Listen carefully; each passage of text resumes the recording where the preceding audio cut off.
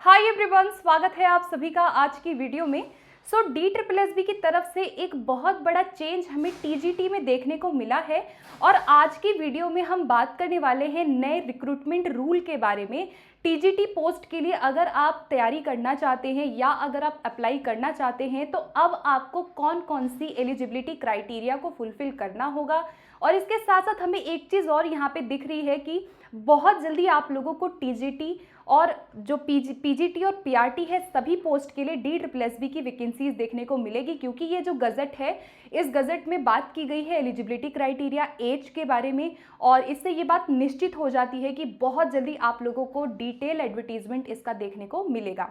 तो चलिए फिर आज की वीडियो में बात करते हैं कि क्या एलिजिबिलिटी क्राइटेरिया होगा। बहुत ही सिंपल शब्दों में हम यहाँ पे चेंजेस के बारे में बात करेंगे जो बदलाव इस बारी किए गए हैं DSSB की तरफ से, और एज के बारे में भी हम बात करने वाले हैं। सबसे पहले यहाँ पे न्यू रिक्रूटमेंट रूल के अकॉर्डिंग टीजीटी में यहाँ पे विषयों की बात की गई है। TGT SST, TGT social science, TGT आपका फिजिकल साइंस यानी कि आपका नेचुरल साइंस, टीजीटी इंग्लिश और मैथ्स को लेकर के, ठीक है।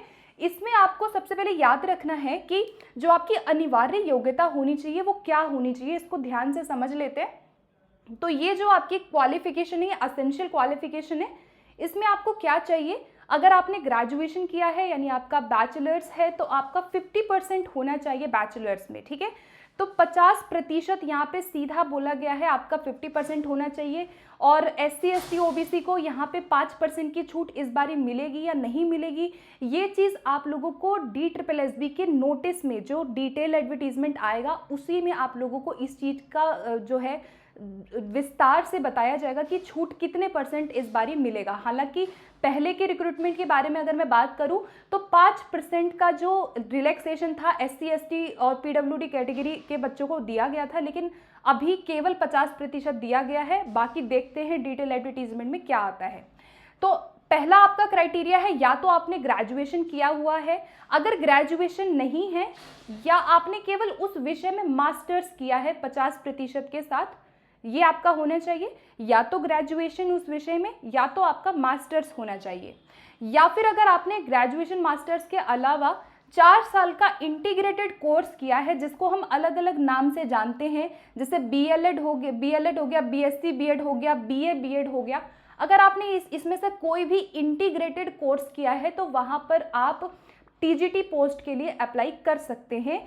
आपको शर्त यह है कि जो आप यहाँ पे इंटीग्रेटेड कोर्स करते हैं इसमें आपका BEd भी शामिल होता है, तो आप लोगों को BEd की ज़रूरत यहाँ पे नहीं पड़ेगी। BEd की ज़रूरत केवल इंटीग्रेटेड वालों को नहीं पड़ेगी। बाकी अगर आपका ग्रेजुएशन है, मास्टर्स है, इन दोनों में से कोई भी क्राइटेरिया अगर आपका है उस विषय में तो उसके साथ साथ आपको BEd की डिग्री यहाँ पे चाहिए। तो BEd यहाँ पे मैंडेटरी है for those who have done graduation और पोस्ट ग्रेजुएशन, ठीक है। इसके अलावा BEd आपका होना चाहिए या फिर आपका 4 साल का इंटीग्रेटेड BEd MAd भी अगर आपने किया है। मान लो आपका BEd नहीं है, इसके अलावा आपने 4 साल का इंटीग्रेटेड BA BEd किया है जिसमें से जिस विषय से आप भरना चाहते हो वो विषय आपका इसमें 3 साल पढ़ा होना चाहिए, ठीक है। तो अगर आपने वो विषय BEd MAd में 3 साल पढ़ा है तो भी आप एलिजिबल हो। इसके अलावा आपका CTET मैंडेटरी बोला गया है। अब देखो CTET में भी मार्क्स को लेकर के बहुत कन्फ्यूजन होती है। CTET के नंबर की अगर मैं बात करूं तो अगर आप UR से हैं तो आपको चाहिए 90 अंक, SC ST है तो आप लोगों को 82 चाहिए, OBC अगर आप अदर स्टेट के OBC हैं तो आपको 90 चाहिए, क्योंकि अदर स्टेट के जितने भी OBC हैं वो जनरल में दिल्ली में काउंट किए जाते हैं। और अगर आप दिल्ली के OBC हैं तो आपको कितना चाहिए, 82 मार्क्स चाहिए। तो ये CTET के नंबर है। इतने नंबर अगर आपके पेपर 2 में है देन आप इस पोस्ट के लिए अप्लाई कर सकते हैं।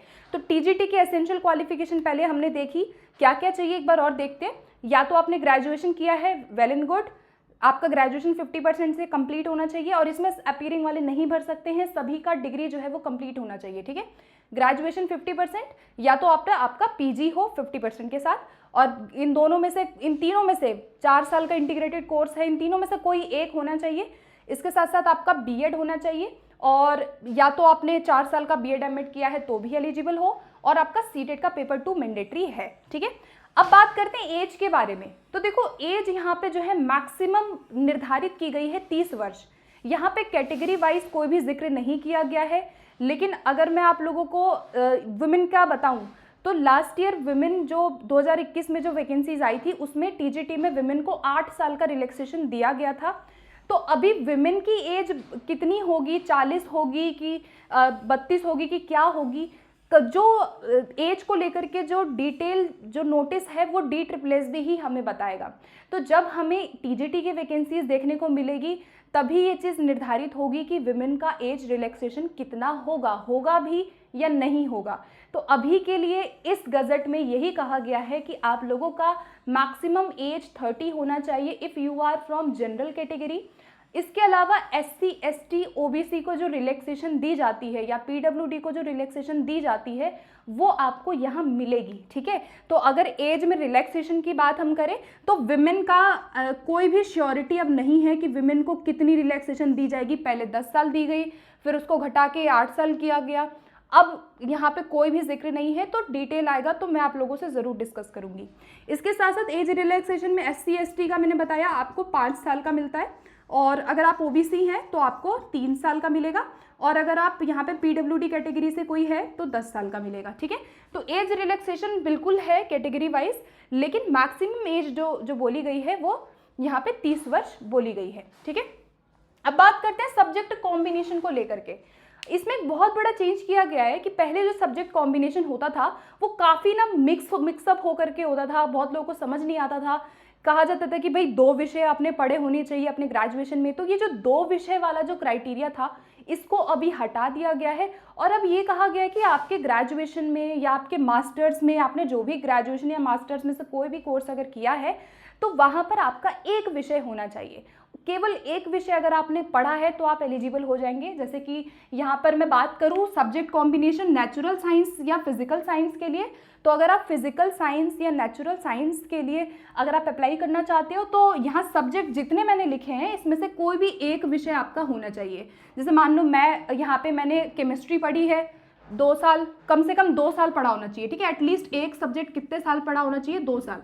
तो अगर आपने इनमें से कोई भी विषय 2 साल तक पढ़ा है, एक विषय कोई भी, तो आप टीजीटी नेचुरल साइंस के लिए एलिजिबल हो। उसके साथ आपका बीएड होना चाहिए और सीटेट होना चाहिए, ठीक है। जैसे physics, chemistry, bio, botany, zoology, anthropology, life science हो गया, बायोकेमिस्ट्री हो गया, माइक्रोबायोलॉजी हो गया, इनमें से कोई भी विषय है तो आप टीजीटी नेचुरल साइंस के लिए बिल्कुल एलिजिबल है, ठीक है।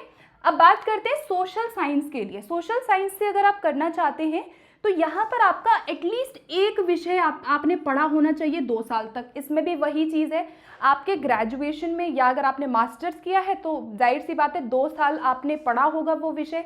तो वो विषय कोई भी हो सकता है, आपने हिस्ट्री पढ़ी हो, पॉलिटिकल साइंस पढ़ी हो, जियोग्राफी हो, इकोनॉमिक्स हो, सोशियोलॉजी, बिजनेस स्टडीज़ या फिर स्टैटिस्टिक्स, सांख्यिकी पढ़ी हो। इनमें से कोई भी विषय अगर आपने 2 साल तक रेगुलर, मतलब 2 साल तक लगातार कोई एक विषय अगर आपने पढ़ा है अपने ग्रेजुएशन या पोस्ट ग्रेजुएशन में, तो आप यहाँ पे टीजीटी सोशल साइंस के लिए एलिजिबल है। तो यहाँ पे सब्जेक्ट कॉम्बिनेशन जो पहले होता था, इलेक्टिव लेवल पे अलग पढ़ना है और ग्रेजुएशन के ईयर्स में अलग पढ़ना है, वो चीज़ का जो क्राइटेरिया है उसको अभी हटा दिया गया है, और अभी केवल आपका एक विषय 2 साल आपने पढ़ा हो, यही एलिजिबिलिटी अभी तक यहाँ पे इसमें साफ तौर पे बोली गई है। अब बात करते हैं मैथमेटिक्स के बारे में और इंग्लिश के बारे में। तो मैथमेटिक्स और इंग्लिश के लिए ये बोला गया है कि आप इंग्लिश से भरना चाहते हो, मैथ से भरना चाहते हो, तो आपका मैथ एज अ विषय या इंग्लिश एज अ सब्जेक्ट आपके ग्रेजुएशन या मास्टर्स में होना चाहिए, ठीक है।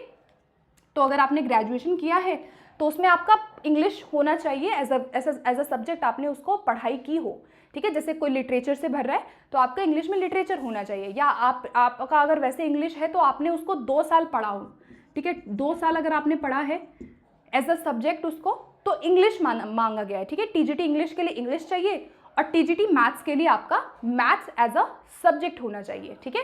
तो ये है गाइस आप लोगों का subject combination as per the new recruitment rule, जो कि गजट में प्रकाशित किया गया है। यहाँ पे वैकेंसीज की बात भी 2000 से अधिक वैकेंसीज की बात यहाँ पे की गई है। तो देखते हैं अब कितनी वैकेंसीज आती है, ठीक है। एंड आप ये बात निश्चित है कि आप लोगों को बहुत जल्दी यहाँ पे टीजीटी, पीजीटी, पीआरटी में DSSS की तरफ से नोटिफिकेशन आप लोगों को बहुत जल्दी देखने को मिलेगा। एंड इन केस आपको एलिजिबिलिटी क्राइटेरिया में कोई डाउट है तो आप मुझसे कमेंट बॉक्स में पूछ सकते हैं।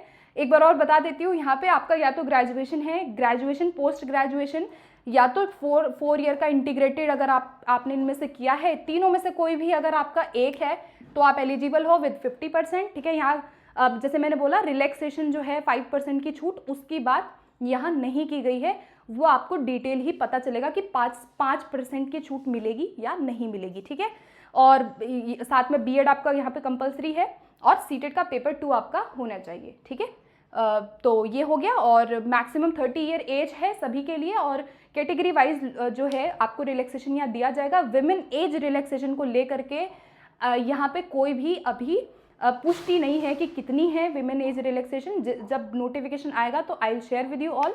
इन केस कोई और डाउट है तो let me know in comment box. And यहाँ पे इस वीडियो को शेयर भी करना एंड सब्सक्राइब करना चैनल को फॉर मोर अपडेट्स। इसी तरह की और वीडियोज़ मैं ज़रूर लाने की कोशिश करूँगी in future. So thank you so much for watching this video.